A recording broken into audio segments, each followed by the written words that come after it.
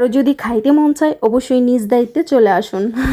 তো যাই হোক, আমি তো দেখতেই পারতেছেন শীতের আমেজ চলে আসছে, শীতের পিঠা বানাবো, সেটাই তো স্বাভাবিক। আর আপনাদের সাথে শেয়ার করবো না তাই কখনো হয় বলেন? তো আমার পিঠাগুলো খুব সুন্দর এবং স্মুথলি হচ্ছে, সেটা দেখে নিশ্চয়ই বুঝতে পারতেছেন।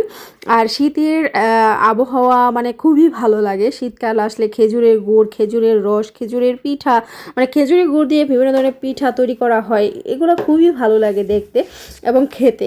তো যাই হোক, এই শীতকালে প্রথম আমি মনে হয় কিছুদিন আগে বানিয়েছিলাম অন্য একটা পিঠা, সেটা মনে হয় পাটিসাপটা। সেটা আমি গুড় দিয়ে বানাই নাই, নর্মালি চিনি দিয়ে বানাইছিলাম আর গুড় দিয়ে। তো এখন থেকে তো গুড় দিয়ে বানানো হবে, সেটাই স্বাভাবিক, তাই না? তো যাই হোক, এই দিক দিয়ে দেখতেই পারতেছেন খুব সুন্দর পিঠা ডান আমার হয়ে যাচ্ছে, আর আপনাদের সাথে শেয়ার করতেছি। অবশ্যই আপনাদের নিশ্চয়ই দেখে লোভ লাগতেছে, না হলে খেতে মন চাইতেছে, তাই না? অবশ্যই অবশ্যই আপনাদের দাওয়াত রইল, আর চলে আসবেন আর কি, যখনই খেতে মন চাইবে তখনই চলে আসবেন, ইনশাল্লাহ চেষ্টা করব খাওয়ানোর জন্য। আর এই দিক দিয়ে দেখুন আমি একটা পিঠা বানিয়ে মানে ভেঙে দেখাচ্ছি আপনাদেরকে। পিঠাগুলো ডান হয়ে গেছে অলরেডি বানানো, আর এই পিঠার ভিতরের অংশটা দেখেন, দেখতে কতটা লোভনীয় এবং আকর্ষণীয় হয়েছে, মাশাল্লাহ, জাস্ট ওয়াও। নিজের প্রশংসা নিজেই করতেছি, খেলে বুঝতে পারবেন। তো যাই হোক, আজ এই পর্যন্তই। সবাই ভালো থাকবেন, সুস্থ থাকবেন, আর হ্যাঁ, ফলো দিয়ে সাথেই থাকুন।